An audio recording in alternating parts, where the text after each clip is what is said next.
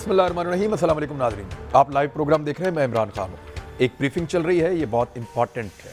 इसमें अपोजिशन और हुकूमत के अराकीन मौजूद हैं, कौमी असम्बली के मेंबरान, सेनेट के मेंबर, तकरीबन तमाम पॉलिटिकल पार्टीज़ की पार्लिमानी ये जो शख्सियात हैं वो सारी की सारी वहाँ पे मौजूद हैं।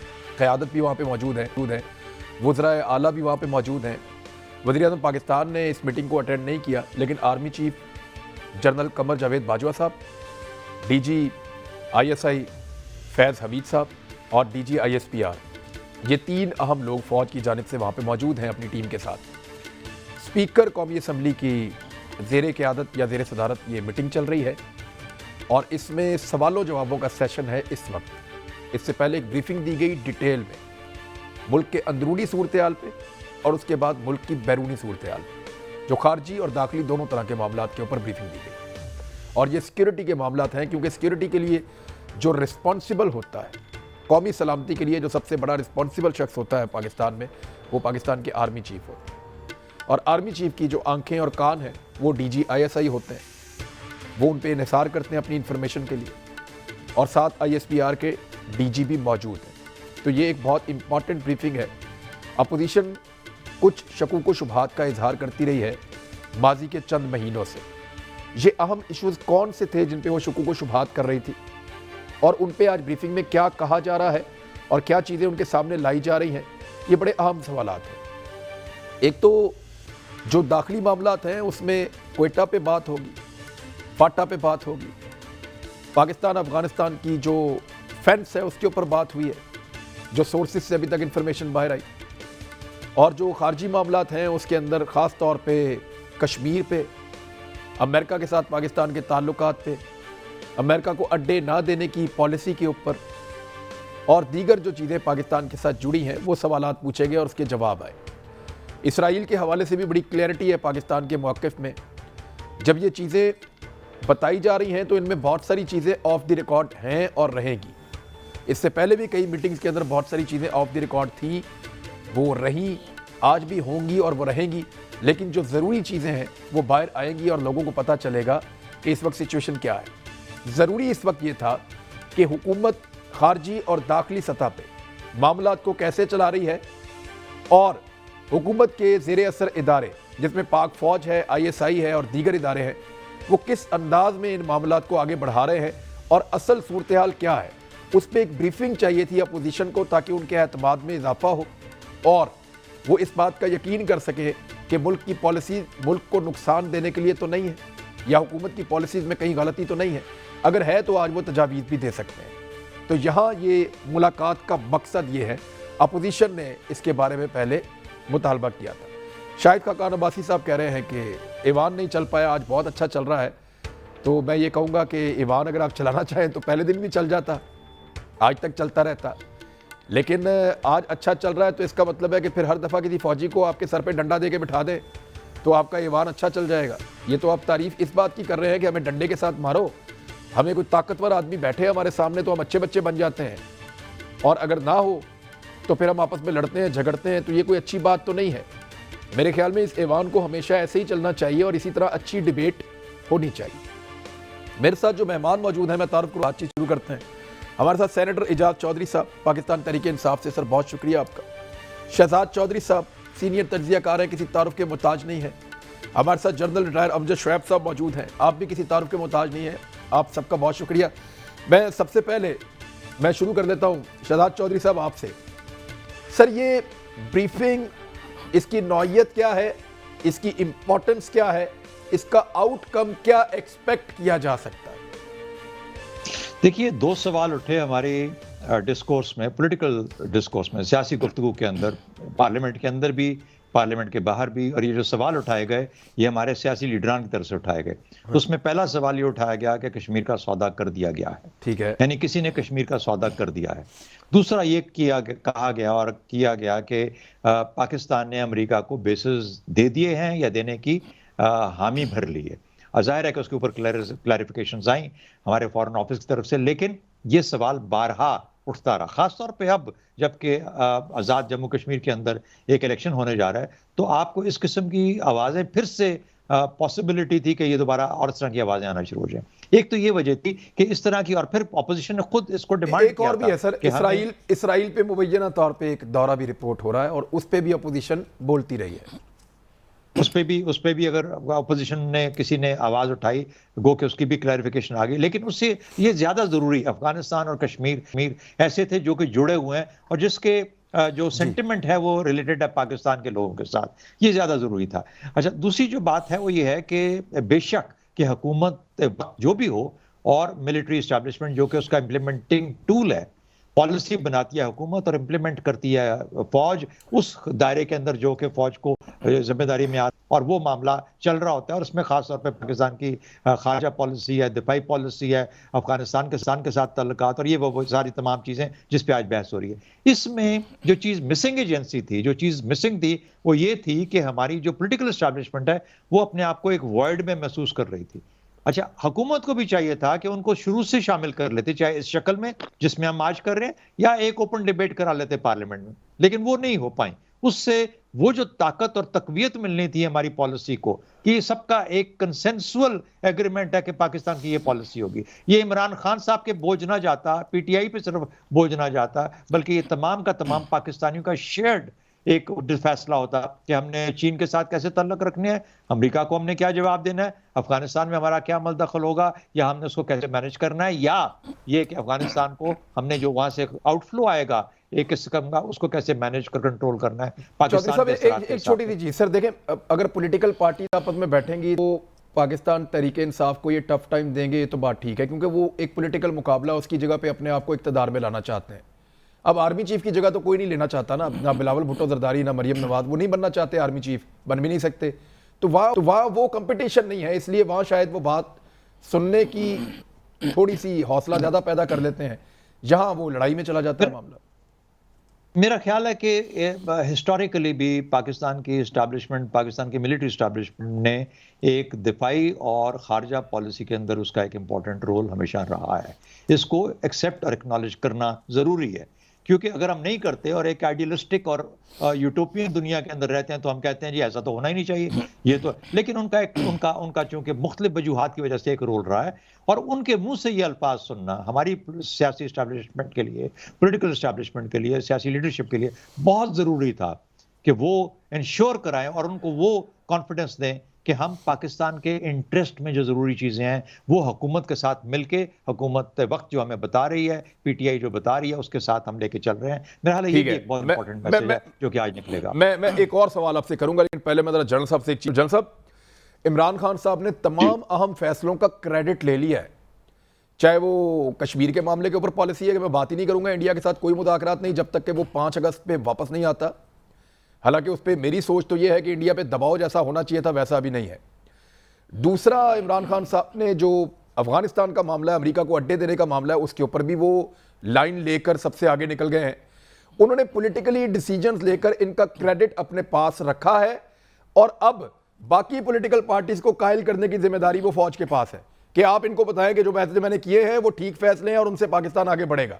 यानी क्रेडिट रहेगा इमरान खान के पास, और उस बात को सारों को मनवा देगी एस्टेब्लिशमेंट हकायक और सबूतों की रोशनी में।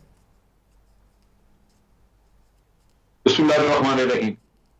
देखिए, असल चीज ये है कि क्रेडिट भी इमरान खान साहब का, जब वो फैसला दे दें कि ये हमने करना है, तो फिर ये उनकी ओनरशिप भी सारे खेल की, सारी पॉलिसी की उनकी अपनी ओनरशिप है।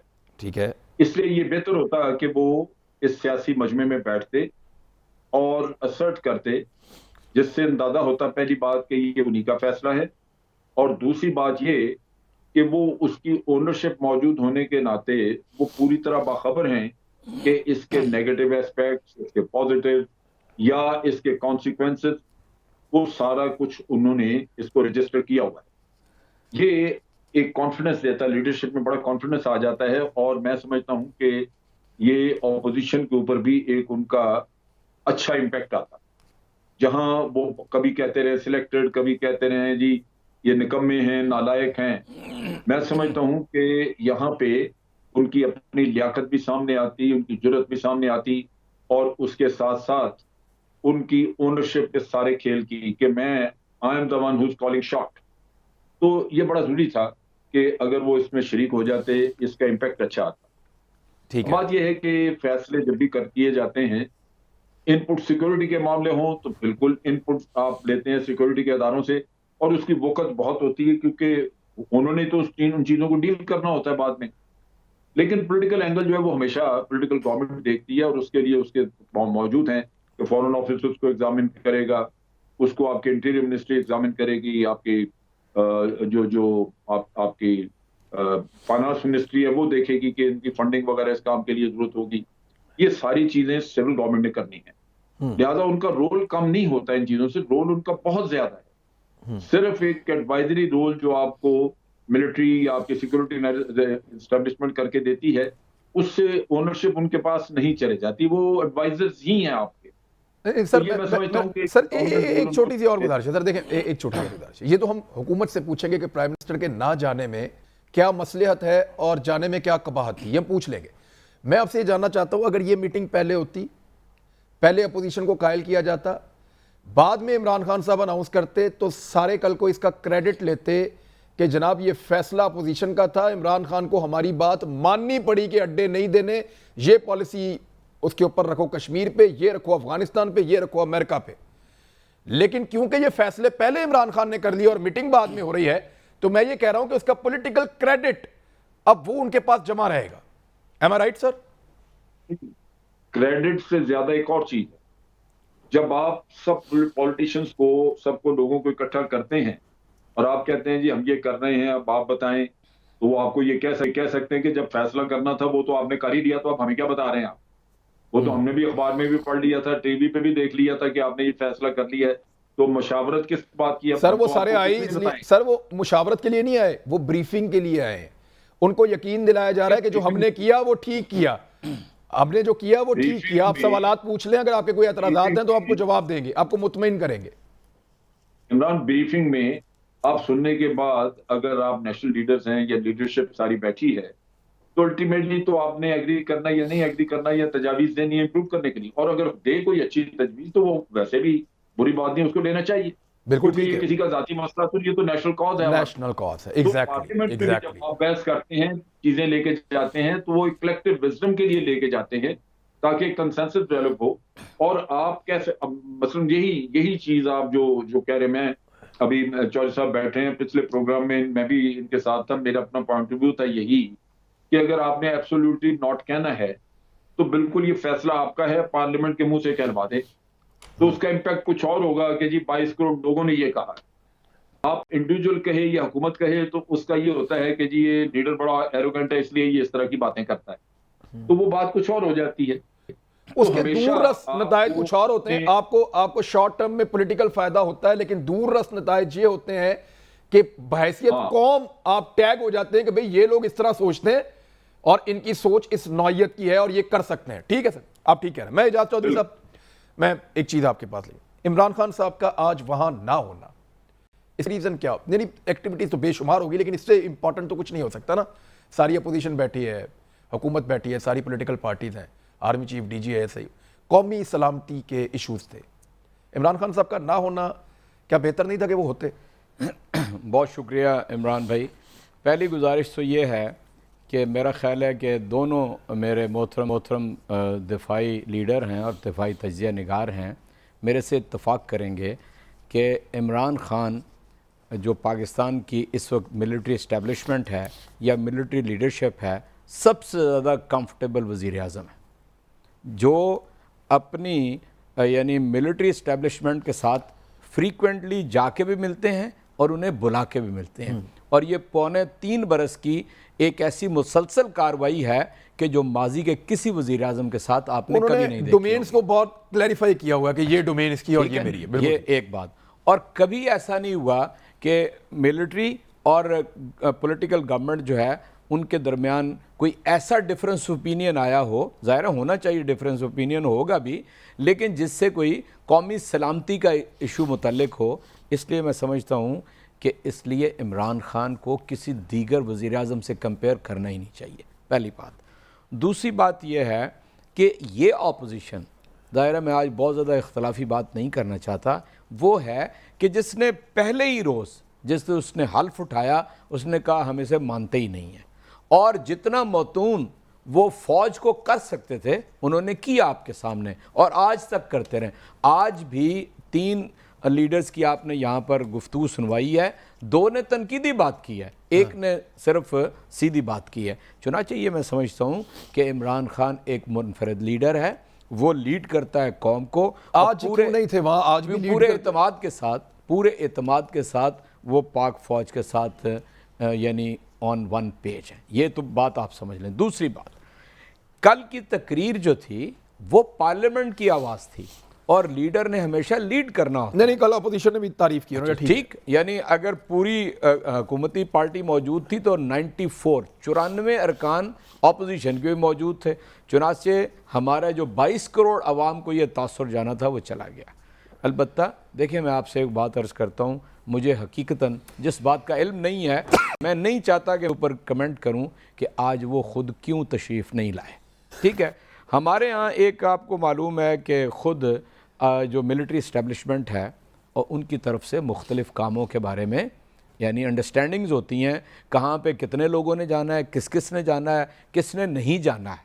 तो जिस तरह के चारों तरफ हमारे हालात हैं उसमें जो सिक्योरिटी इश्यूज़ हैं, मैं समझता हूँ ऐसा कतन नहीं हो सकता कि आर्मी चीफ़ और DGISI ब्रीफिंग दे रहे हों और प्राइम मिनिस्टर ना हों, इसमें कोई हिकमत पोशीदा होगी। यकीनन मैं आपसे अर्ज़ करता हूँ, इसमें जो मैंने 1-2 लोगों से पूछा तो मुझे तो सादा जवाब जो है ऑफ द रिकॉर्ड, लेकिन अब ये चीज़ क्योंकि खुली जाएगी कि प्राइम मिनिस्टर और आर्मी चीफ और ये लोग तो रोज़ मिलते हैं और चीज़ें इनके दरमियान में तय, उनकी बेशुमार मीटिंग है और ये मामला जो है वो इसलिए था कि आपको भी कायल किया जाए और प्राइम मिनिस्टर से तो अपोजिशन ने कभी कायल होना नहीं। तो ये एक वजह हो सकती है कि प्राइम मिनिस्टर वहाँ पे मौजूद नहीं है कि ठीक है अपोजिशन और जो लोग इसके लिए रिस्पॉन्सिबल हैं नेशनल सिक्योरिटी के लिए वो खुलकर आपस में बात करें और एक पॉलिटिकल माहौल के अलावा नज़र भी ये साहिब है जो बात आपने। चले मैं आपसे कंटिन्यू करता हूँ, इसके बाद एक ब्रेक ले लेते हैं, ब्रेक के बाद वापस आते हैं, बात करते हैं। हमारे साथ ही नहीं करना। वेलकम बैक नाजरीन। अभी शहजाद चौधरी साहब ये इस मीटिंग में कम से कम जो अहम तरीन सवालात हैं अपोजिशन के, उनके जवाबात तो उनको मिलेंगे क्योंकि आर्मी चीफ के साथ जिन लोगों ने पहले भी मुलाकातें की हैं, कमर जावेद बाजवा साहब के साथ, उनका ये एक्सपीरियंस है कि वो मुतमिन किए बगैर बंदा छोड़ते ही नहीं है, चाहे 8 घंटे बैठ जाएं चाहे 12 घंटे बैठ जाएं। तो ये यहाँ से मुतमिन होकर निकलेंगे सारे, ऐसा लगता है, और वो कन्विंस करेंगे हर चीज़ के ऊपर। और जो इन्फॉर्मेशन हमारे तक पहुँच रही है ज़राए से, उसके मुताबिक इस मीटिंग के अंदर ना सिर्फ ये बताया जा रहा है कि क्या हो रहा है, बल्कि उसके शवाहिद भी साथ दिए जा रहे हैं कि ये इस तरह है, ये इस तरीके से हो रहा है, इसके पीछे फला मुल्क है और वो कैसे इस सारे सिलसिले को चला रहे हैं और हमारे कुछ नादान दोस्त कैसे इस्तेमाल हो रहे हैं। क्या इसका कोई असर आपको नजर आएगा आने वाले दिनों में पॉलिटिक्स के ऊपर कि लोग ज्यादा जिम्मेदारी के साथ बात करें, इन इश्यूज के ऊपर जहां पे सियासत नहीं करनी वहां पे ना करें, सिर्फ गवर्नेंस के जो यानी लोड शेडिंग है आजकल अच्छी भली, इससे अच्छी और कौन सा इशू हो सकता है सियासत के लिए? तो ये उन कौमी इश्यूज को छोड़ के सारे इकट्ठे हो जाए और गवर्नेंस के ऊपर कर दें पॉलिटिक्स।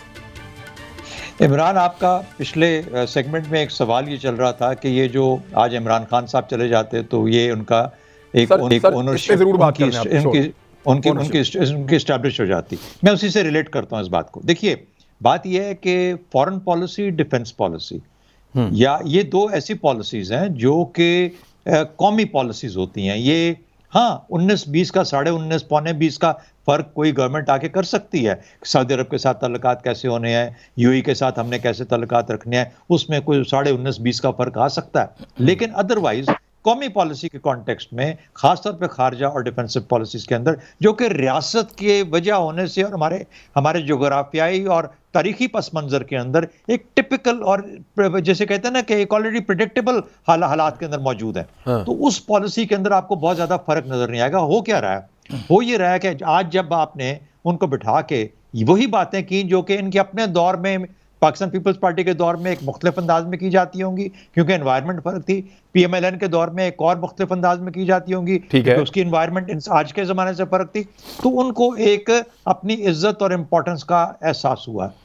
तो यही चीज है जो कि कौम के अंदर एक जज्बा पैदा करती है, कंबाइंड स्टेक्स का और ओनरशिप का पॉलिसी के ऊपर। वरना दिफाई पॉलिसी है, खारजा पॉलिसी है, खान साहब से ज़्यादा ये पॉलिसीज़ पाकिस्तान की हैं, पाकिस्तान की कौम की हैं। और हमें ये यकीन है कि खान साहब होते या कोई और हुकूमत होती और इस्टेब्लिशमेंट के साथ मिलकर ये पॉलिसीज बन रही होती तो हमें इसमें कोई बहुत ज़्यादा झोल कहीं पे भी नजर रखता था। देखिए, छोटी छोटी बातें होती हैं कि किसने भारत के साथ ताल्लुकात की किस वक्त क्या बात की, किसने बिजनेस बढ़ाने की बात की। ये वो चीज़ें हैं जो कि सियासी पस मंजर में उनकी इंपॉर्टेंस ज़्यादा है, लेकिन उनके होने की वजह से पाकिस्तान का स्टांस ना इंडिया के साथ चेंज हो सकता, ना कश्मीर के साथ चेंज हो सकता है, ना ही अफगानिस्तान के साथ किसी वजह से चेंज हो सकता है। तो रिगार्डलेस ऑफ द फैक्ट हमारी पॉलिसीज अपनी जगह पे मौजूद हैं। तो मेरा अपना ख्याल यह है कि आने वाले वक्त में क्या आप देखेंगे कि कम से कम ये जो मामलात हैं जो कि कौमी ओनरशिप है जिनको बहस में नहीं लाना चाहिए, इतना ओपन और इतने भोंडे अंदाज में जिस तरीके से बदकिस्मती से हमारे यहाँ बात हो जाती है, मेरा ख्याल है कि अब उसके अंदर कुछ ना कुछ अफाका आना चाहिए और हमें और मामला की तरफ बैठ के सोचना चाहिए। जैसा आपने कहा, एनर्जी है, मईशत है, महंगाई है, इन चीजों की तरफ देखिए। यहाँ पे इकट्ठा अपना जहन लेके आइए, यहाँ पे अपना जहन अप्लाई करें और कोशिश करें कि हमें उसके उन चीजों के हल दें rather than on established parameters, उसके ऊपर कभी किसी को कोई शक नहीं होना चाहिए। जनरल साहब, मैं एक चीज़ आपसे पूछ लेता हूँ सर। देखें, अब ये इश्यूज तो कौमी नौयत के हैं और फैसला मिल बैठ कर हो जाएगा, लेकिन क्या पाकिस्तान के अंदर कमी नहीं है ऐसे थिंक टैंक्स की, ऐसे इदारों की, जहाँ पे लगातार ब्रीफिंग्स चलती रहे, लोग इसके ऊपर डिबेट करते रहें, एक मैच्योर डिस्कशन और बातचीत होती रहे, ताकि सबको पता हो कि नेशनल इंटरेस्ट क्या है और उसको कैसे सेव करना है। ये वो रेड लाइन है जो हम क्रॉस नहीं करेंगे, यहां से हमारे मुल्क का मफाद शुरू हो जाता है। अब जरूरी है कि आर्मी चीफ और डीजीआईए से ही बैठे हर दफा और आके ब्रीफिंग दें सबको, इनको कायल करें। यहां पे और बहुत सारे मैकेनिज्म हो सकते हैं जो डेवलप किए जा सकते हैं। जहां तक जीएसयू का आर्मी का ताल्लुक है, इन्होंने भी अपने थिंक टैंक क्रिएट किए हुए हैं जो कि जीएसयू के अंदर ही हैं, और इसी तरह मेरा ख्याल है पीएफ का भी होगा। साहब को एनडीयू है, नेशनल डिफेंस यूनिवर्सिटी में जाके लेक्चर होते हैं, बिल्कुल ठीक है, लेकिन होता है। हमने जब लेकिन फिर भी किया तो एनडीयू में करवाई थी पहली स्टडी कि हमें करना चाहिए या नहीं करना चाहिए। ये मियां साहब की मौजूद में थी, और मियां साहब ने, हमने अटेंड की थी वो जो प्रेजेंटेशन थी वहां पे। चीज ये है मैं उसमें प्रेजेंटर था जान साहब। हाँ, शहजाद चौधरी साहब प्रेजेंटर थे। शहजाद चौधरी साहब प्रेजेंटर थे उस दिन। वहां पे तो बात यह है कि ये ज्यादा फोरम होने चाहिए। जनरल जहांगीर करामत, मैं और हमारे शमशाद खान जो फॉरेन सेक्रेटरी थे, मियां साहब और सरताज अजीज वगैरह, ये लोग, गौहर अयूब, ये थे सारे इसाकदार। अच्छा, चीज ये है कि ये भी हमारा एक प्लेटफॉर्म है, हमारे पास एक ऐसा फोरम मौजूद है नेशनल डिफेंस कॉलेज का, लेकिन उसके अलावा भी थिंक टैंक अभी मौजूद है मुल्क में काफी, लेकिन हम उनको ऑर्गेनाइज तरीके से उनसे फायदा उठा नहीं रहे जो उठाना चाहिए। जहां तक ताल्लुक है पॉलिसी का, मैं चौधरी साहब से इस बात पे तो एग्री करता हूं कि पॉलिसी गालबन यही होती, लेकिन आप जनरल साहब की ऑडियो में कोई प्रॉब्लम है? जनरल साहब की बात जरूर सुनेंगे, वो इंपॉर्टेंट बात करने थे, शायद वही बात कर रहे थे जो मेरे दिमाग में भी आ रही थी। चौधरी साहब, बात यह है कि जब आप इंडियन प्राइम मिनिस्टर को अपने घर बुलाएंगे और दफ्तर खारजा के बंदे को रास्ते से भेज देंगे कि तुमने हमारी बातें नहीं सुननी और जो प्रोटोकॉल्स हैं वो फॉलो नहीं होंगे, तो वहाँ दूरियां पैदा हो जाती हैं कि खारजी मामलात में आपकी पॉलिटिकल एलीट आपकी एस्टेब्लिशमेंट से अलग कुछ सोच रही है और फिर तसादुम होता है। ये भी तो पाकिस्तान की तारीख का एक हिस्सा है ना, बाब है सर। देखिए मुझे आपने कहा, मैं छोटी सी बात सुन लें। हाँ, ठीक, प्लीज।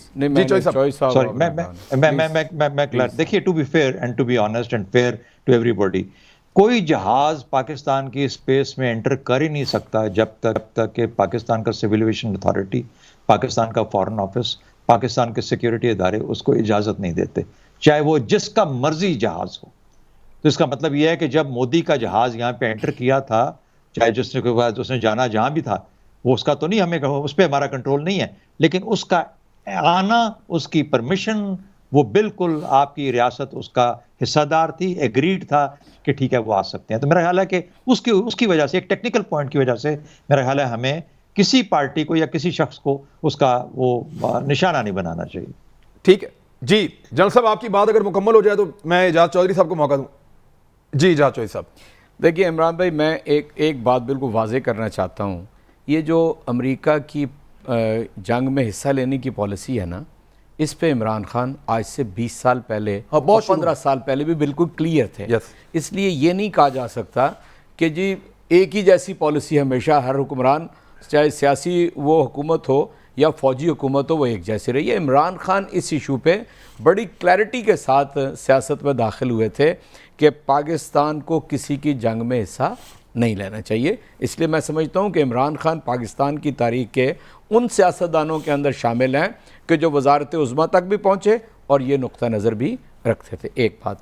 दूसरा, बिलाशुबा इसमें कोई शक नहीं है कि आज इमरान खान वहाँ पे नहीं है, तो इसलिए मौका है अपोजिशन को कि वो खुल के सवालात कर ले उस फ़ौज के ऊपर कि जिसे 3.25 बरस इस कदर शदीद नुकसान पहुँचाया मेरे नुक्ता नज़र से बहैसियत सियासी कारकुन के, उनकी इंटेग्रिटी के ऊपर हमले किए। आपने पार्लियामेंट के इन्हीं अंदर दोनों तकरीर जनरल्स करते को हुए, यही पॉलिटिकल पार्टी पता नहीं क्या कुछ कहती रही। मैं आपसे अर्ज करता हूँ ना जी, पार्लियामेंट के अंदर PMLN के एक मरकजी सतह के लीडर ने कहा कि जी टांगें कांप रही हैं आर्मी चीफ की, वो अभिनंदन वाला मामला बाजवा सुनाते की। हुए मुझे, तो अब मुझे मैं पूछना चाहता हूँ ना, अभी तो चल रहा है, तो जहाँ नून लीग वाले देख लें कि खुदा न खास्ता उनके आर्मी चीफ की टांगें तो नहीं कांप रही। इसलिए मैं आज चेक करके आए आज ये ज़रूर इस बात को देख लें। इसलिए मैं समझता हूँ कि इस तरह पब्लिकली हमारा डिफरेंस ओपिनियन है इन पार्टियों से। पॉलिटिकल फायदे के लिए अगर आपने इन कैमरा पीपल्स पार्टी ने किस तरह कहा कि ईंट का जवाब पत्थर से देंगे, आपको याद है, मैं नाम नहीं लेता, किस तरह इन्होंने रेडिक्यूल किया, यानी बाहर बैठ के जो PMLN के यानी साबिक वजीर आज़म हैं, उन्होंने क्या हमले नहीं किए। इसलिए मैं समझता हूँ तहरीक इंसाफ और इमरान खान बिल्कुल वाज़े हैं। इसलिए मौक़िफ़ के अंदर मैं समझता हूँ जो तसलसल है यानी खारजा पॉलिसी के हवाले से और कौमी सलामती के हवाले से, जब से वो हुकूमत में आए हैं पाक फ़ौज के साथ पूरी तरह इन लाइन है। बाकी कोई ये क्रेडिट नहीं ले सकता। और ये लीड तो मेरा ख्याल है कि पॉलिटिशियन अगर लीडर है आपका तो उसे लेनी ही होगी, ताकि ये पता चले दुनिया को कि यहाँ पर पॉलिटिकल लीडरशिप है, दर हकीकत वो लीड कर रही है। इसलिए उसका तकरीर करना भी बिल्कुल दुरुस्त है, उसका पार्लियामेंट के पास आके तकरीर करना भी दुरुस्त है, और उसके फॉलो अप के तौर पे अपोजिशन और तमाम सियासी जमातों को ब्रीफिंग मिलना भी, जमा करके ब्रीफिंग देना भी एन इन लाइन है। और यही असल में इसका नतीजा क्या निकलेगा, दुनिया में हमारा इंप्रेशन बेहतर होगा कि ये एक डेमोक्रेटिक स्टेट है। दुनिया में हमारा इंप्रेशन ये होगा कि जो सियासी क़यादत है उनके तहत फ़ौजी इस्टेब्लिशमेंट काम कर रही है और उनके दरमियान 100% इत्तफाक है। रीजन के अंदर ये मैसेज जाएगा सबसे ज़्यादा भारत को। आप यहाँ मीडिया में बैठ के जिस कदर भारत के मीडिया का मुकाबला करते हैं, अब पाक फ़ौज के हवाले से आपको पता होगा कि क्या वो पाक फ़ौज के हवाले से पॉइंट्स उठाते हैं और किस तरह PMLN और PDM में बिलखुसूस कहता हूँ, इन गुज़श्ता 9-10 महीनों के अंदर जितना उन्होंने मेलाइन किया पाक फ़ौज को। इसलिए मैं समझता हूँ कि इमरान खान की ये जो पॉलिसी है ख़ुद लीड करने की, इसने पे किया है और इंशाअल्लाह ताला पूरी कौम इसके पुश्त के ऊपर खड़ी है। चले, मैं एक सवाल ये भी है जहाँ साहब मैं आपके पास लेकर, ट्रंप और जो बाइडन में लोग कह रहे थे कि ट्रंप आया तो ये होगा, जो बाइडन आया तो ये होगा। हर आदमी की शख्सियत में ये पता होता है कि ये अगर आया तो ये वाली पॉलिसी रखेगा, और यही उसकी पॉलिटिक्स को बाकी बंदों से अलग करती है। और जब वो पब्लिक के पास वोट लेने जाता है तब भी वो ये कहता है कि जनाब मेरा ये नैरेटिव था इंटरनेशनल इश्यूज पे और ये नेशनल इश्यूज पे, मैं इस तरह का आदमी हूं, आपके लिए काबिल कबूल हूं तो मुझे वोट दें। अब एक पॉलिटिकल आदमी यही करता है। प्रेसिडेंट शी जिनपिंग के बारे में कहते हैं कि ये एक मजबूत तरीन सदर आया है चाइना का, यानी चाइना को इतना मजबूत सदर बहुत लंबे अरसे के बाद मिला है। अब वो चाइना को सुपर पावर अनाउंस कर रहे हैं। उन्होंने आज कुछ इस तरह के जुमले बोले हैं 100 साल तकरीबात पे जो बड़े सख्त थे। उन्होंने कहा जो हमारी आनी दीवार से टकराएगा, जो हमने बनाई है 1 अरब 40 करोड़ लोगों ने, हम उसके टुकड़े टुकड़े कर देंगे, उसको पाश पाश कर देंगे। और खुल के बात कर रहे हैं। यानी ये लीडर्स के अंदर एक दूसरे से जुदागाना अलग खसूसियात होती हैं और उसकी बिना के ऊपर लोग उनको पसंद या नापसंद करते हैं। तो अगर इमरान खान इस चीजों को ऐसे ले रहे हैं, खाली पार्लियामान को नहीं दे रहे और लीड करना चाह रहे हैं, तो सर ये तो एक ऑब्वियस चीज है, दुनिया में लीडर ये करते हैं। जनरल साहब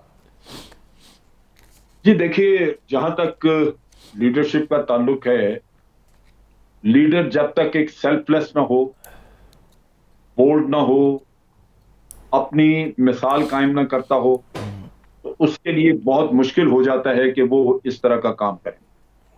मैं जो पहले बात कर रहा था दरमियान में कट गई, मैं एक नुक्ता आपके सामने रखना चाहता था। सर शहजाद चौधरी साहब ने ये बात ठीक कही कि पॉलिसी गालबन यही रहती, लेकिन जिन लीडर्स के असासे बाहर पड़े हुए हैं वो किसी को आंख दिखा सकते हैं? आप ये मुझे बताइए।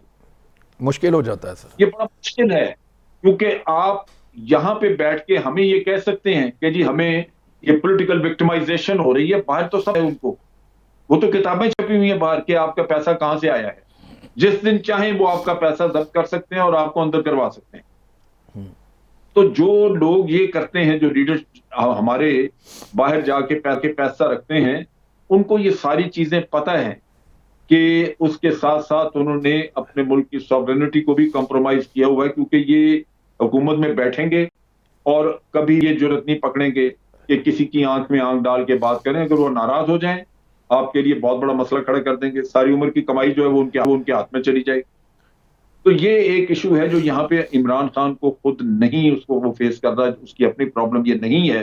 लिहाजा आप देखते हैं, हम उससे उस तरीके से वैसे इख्तलाफ कर सकते हैं कि जी ये बोल्डनेस यहाँ पे जरूरी थी या नहीं, हमें टेक्टफुल होना चाहिए था, हमें ज्यादा डिप्लोमेटिक लैंग्वेज यूज करनी चाहिए थी। ये सारे इख्तलाफात अपनी जगह पे मौजूद हैं, मैं भी कई चीजों पे डिसएग्री करता हूँ, लेकिन ये एक बात वाज़ेह है कि ये फैसला साजी इस किस्म की और फिर आंख में आंख डाल के बात करना, ये इतना आसान नहीं होता, खास तौर पे उन लीडर्स के लिए जो कंप्रोमाइज्ड होते हैं या जिनके मफादात सर सारे एक मुल्क से छोड़ बाहर दीजिए, सर एक जोड़ी दीजिए। देखिए ये चीजें आर्मी से पूछे बगैर तो इमरान खान नहीं कर रहे, कावरत के साथ कर रहे होंगे। वो कहते हैं बेहतरीन कोऑर्डिनेशन है। तो सर ये अगर इतने दलेर फैसले पाकिस्तान ले रहा है, पाकिस्तान की एस्टेब्लिशमेंट, आर्मी चीफ, पाकिस्तान के डीजी ISI और पाकिस्तान के प्राइम मिनिस्टर, एक्चुअली तो ये तीन लोग हैं जो मेन लोग हैं जो इन फैसलों के लिए बुनियादी किरदार अदा करते हैं। तो सर उनसे पूछे बगैर तो इतना बोल्ड प्राइम मिनिस्टर नहीं हो सकता। यानी पाकिस्तान में इतना दमखम तो है, हमारे पास इतने पत्ते तो हैं कि हम दिखा कर खेलें या छुपा कर खेलें। नहीं, इस स्टेज के ऊपर जहां तक अमेरिका का ताल्लुक है, हमारे पास वो पत्ते नहीं रहे। आप देखिए कि सलाला के इंसिडेंट के बाद हमने एक बड़ा बोल्ड स्टांस लिया था और अमेरिका को कहा था कि आपकी सप्लाईज यहां से नहीं गुजरने देंगे। उसकी एक वजह थी कि अमेरिका के ट्रुप्स वहां बैठे हुए थे और उनको जरूरत थी। आज अमेरिका जब यहां से अपने ट्रुप्स निकाल के ले गया और उसने साथ ये भी इंडिकेट कर दिया कि अब अफगानिस्तान के अमन में उसकी दिलचस्पी नहीं है, ये डिस्टेबलाइज रहता है तो रहता रहे। उसने अशरफ गनी को 2 टके का जवाब दे दिया कि जनाब आप जाके अब खुद अफगान आपस में तय करें कि आपने क्या करना है। तो इसका मतलब यह है कि पाकिस्तान की रेलेवेंस थी अफगानिस्तान में अमन लाने के लिए, अमन उनकी रिक्वायरमेंट नहीं रही, पाकिस्तान की रेलेवेंस खत्म हो गई। ये चीज जो है ये ज़हन में रखिए कि अब अमेरिका के साथ आपकी रिलेशनशिप एक मुख्तलिफ तौर की, अगर आप बेसिस देते तो वो शायद उसके बदले में आपको कुछ थोड़ा बहुत फैसिलिटेट करते रहते। आपने बेसिस नहीं दिए क्योंकि रिलेशनशिप की और बुनियाद तो है ही कोई नहीं। बस सर यहाँ रुकें सर, यहाँ रुकें सर, यहाँ रुकें सर। देखें आपने बहुत इंपॉर्टेंट जगह के डिबेट को छोड़ा है। अमेरिका के लिए पाकिस्तान की अब वो रेलिवेंस या इंपॉर्टेंस नहीं रही।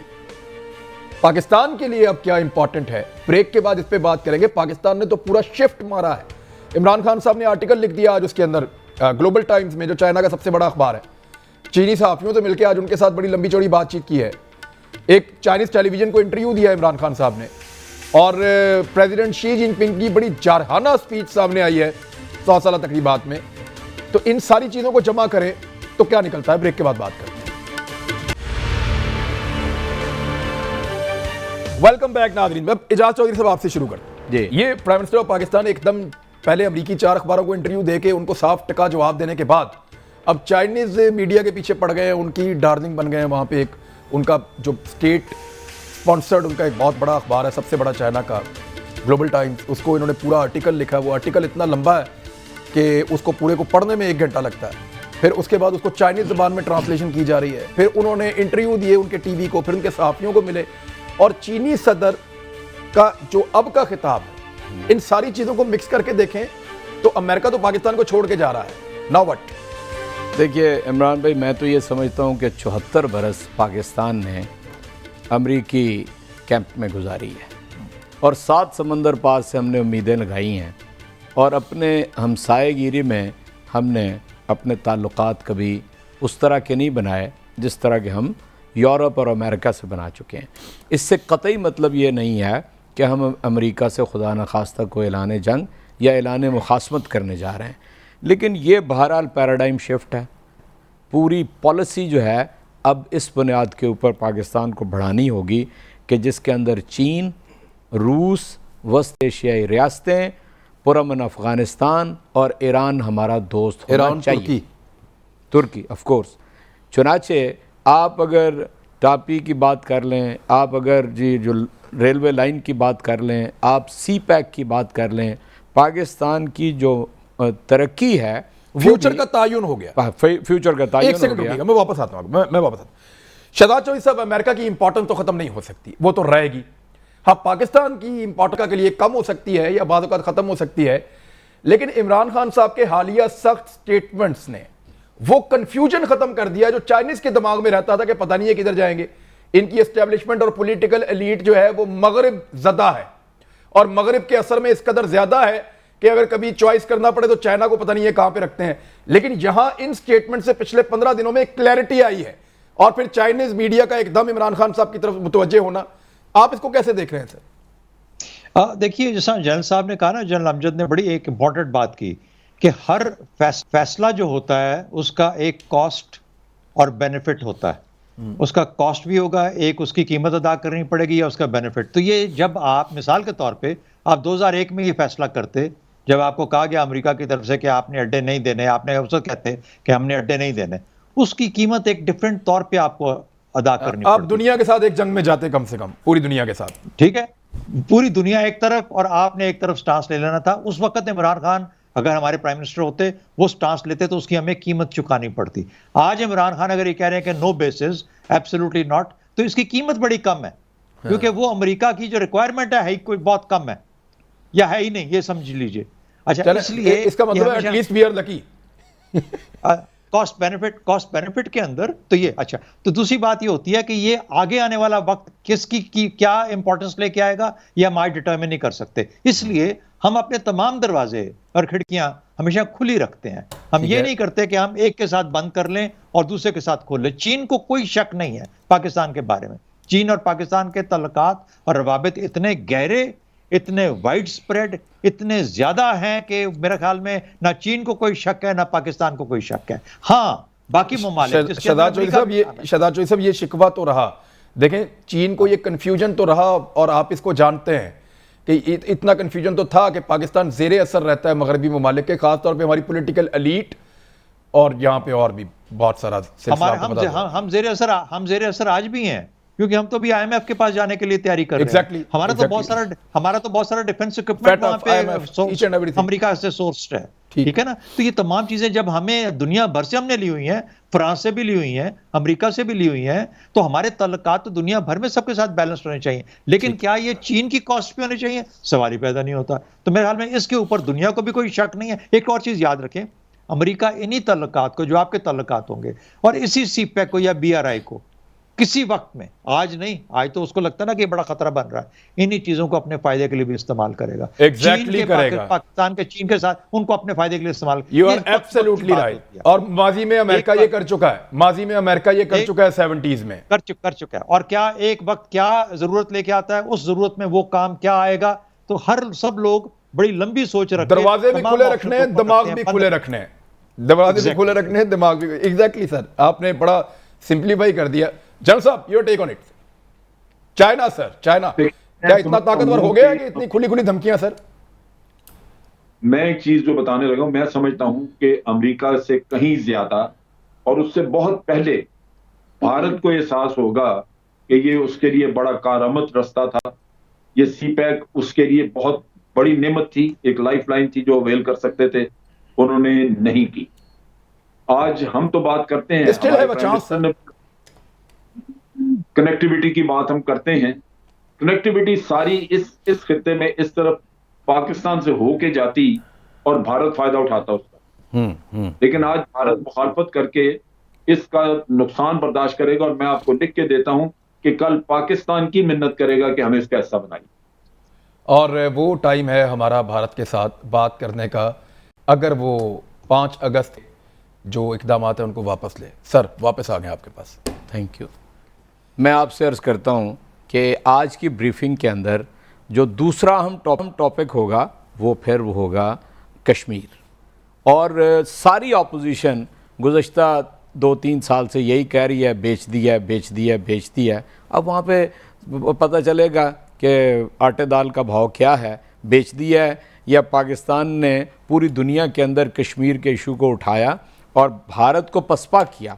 मैं ये समझता हूँ sir this is the time to build pressure, जितना आप प्रेशर बिल्ड करें उतना अच्छा। भारत के अंदर से भी प्रेशर है, भारत के ऊपर बैरूनी दुनिया से भी प्रेशर है, और जिस तरह हम लेके केस यानी 5 अगस्त से पहले वाले इकदामात का बढ़ रहे हैं, भारत के ऊपर दबाव है। मैं ये नहीं कहता। सर मुझे एक चीज था, क्या पाकिस्तान को बार बार ये बताना चाहिए कि हम जंग नहीं लड़ना चाहते? क्या बार बार ये कहना चाहिए? मेरा नहीं ख्याल कहना चाहिए, ये नहीं कहना चाहिए, नहीं कहना चाहिए, मेरा नहीं ख्याल ये नहीं कहना, क्योंकि देखें पाकिस्तान एक एटमी कुव्वत है, भारत को और पूरी दुनिया को पता है कि जंग जो है अगर किसी वक्त आगे बढ़ी तो कहाँ जाएगी, अगर होगी भी तो कश्मीर पे ही होगी। ये फ्रांस में एक प्रोफेसर थे, उन्होंने कहा कि ये दोनों तो झटके में मारे जाएंगे, हम सिसक के मरने के लिए हमें छोड़ जाएंगे इस दुनिया में ये, अगर ये आपस में लड़ पड़े तो। सही कि ये तो दोनों एक झटके में जाएंगे और हम सिसक के जमीन पे इन दोनों की लड़ाई का खमियाजा भुगतेंगे, इनको रोको लड़ने से।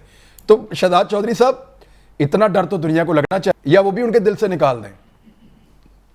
नहीं, बिल्कुल नहीं, बिल्कुल नहीं। देखिए, आपने तमाम अपने कार्ड्स अपने पास रखने हैं और मेज के ऊपर रखने हैं इस तरीके से कि हर चीज उसमें ऑप्शन अवेलेबल है। आपने इतनी बड़ी मिलिट्री बनाई हुई है, किस लिए बनाई हुई है? ये एक डिटरेंस है और आपका एक मीन्स ऑफ एप्लीकेशन भी है। सिर्फ डिटरेंस के तौर पे दफाई अंदाज में नहीं सोचना इसके बारे में। आपने छोटे छोटे जो भी आपके अहदाफ होंगे, कश्मीर का मामला अभी और उलझेगा और सामने आएगा और एक नई शक्ल इख्तियार करेगा। और आपने ये देखना है कि जब मोदी उसको जैसे लपेट रहे हैं, देखिए मोदी अब उसको फैलाने के बाद वापस लपेट रहे हैं, आपको लगता है कामयाबी से लपेट पाएगा?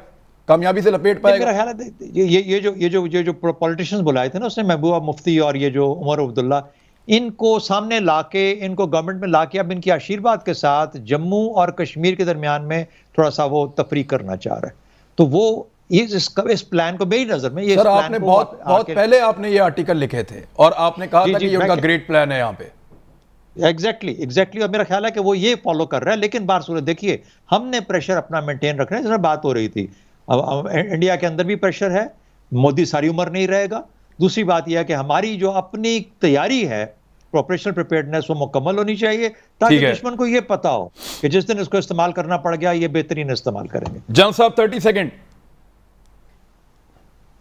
देखिए, बात यह है कि जहां तक तैयारी का ताल्लुक है, बिल्कुल मैं एग्री करता हूं। आपने एक साइजेबल आर्मी रखी और आपका एक डिटरेंट मौजूद आपके हाथ में। जब ये चीज मौजूद है तो फिर आप कभी भी ये ना कहें कि जी जंग जो है वो मसले का हल नहीं। जंग 3 लड़ी, अगर चौथी भी हुई तो इसी मसले पे होगी। बिल्कुल ठीक। आप कभी अपने मुंह से ये किस्सा ना खोले कि जनाब जंग नहीं होगी, जंग मसले का हल नहीं। ये लफ्ज, ये गुफ्तगू इंडिया चाइना की तरफ मुंह करके करता है, पाकिस्तान की तरफ मुंह करके नहीं करता। जब चाइना के साथ मुज़ाकरात करता है तो उनको कहता है जी जंग मसले का हल नहीं, आए मुज़ाकरात करें। हमें कहता है आ जाओ, हम नहीं छोड़ेंगे। तो हमें आंखें दिखाता है, लिहाजा हमें भी वो तरीका रखना चाहिए जो आंखों में आंखें डाल के बात कहता है आ जाओ, और जिस दिन आ तो मुसीबत बन जाएगी, सिर्फ इंडिया के लिए नहीं सारी दुनिया के लिए, क्योंकि लड़ाई में हम उतरते बहुत मुश्किल से हैं लेकिन फिर वापस नहीं आते। ये भी हमारा रिकॉर्ड है। अब तक के लिए इतना ही, अपना ख्याल रखिएगा। मुलाकात होती है मंडे को। अल्लाह हाफ़िज़।